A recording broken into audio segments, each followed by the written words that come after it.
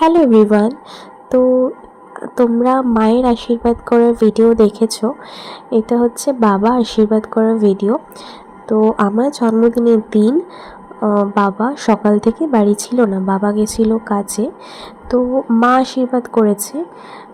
অন্যান্য বছরে বাবা বাড়িতে থাকে আর বাবা মা একসাথেই আশীর্বাদ করে, কিন্তু এই বছর যেহেতু বাবা বাড়ি ছিল না, তো সব তৈরি করে রাখাই ছিল।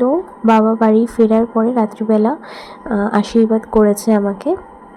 তো সত্যি বলতে আমার জন্মদিনে বিভিন্ন সেলিব্রেশন সেগুলো তো হয়, সেটা তো হয়, কিংবা না হলেও আমার কাছে কোনো ব্যাপার না। কিন্তু বাবা মায়ের এই আমার ছোটোবেলা থেকেই এই আশীর্বাদটা ঘটা করে বাবা মা যেরমভাবে আশীর্বাদ করে আমাকে, এটা আমার চাই। তো এটার জন্য আমি খুবই ভাগ্যবতী মনে করি, টাচউড।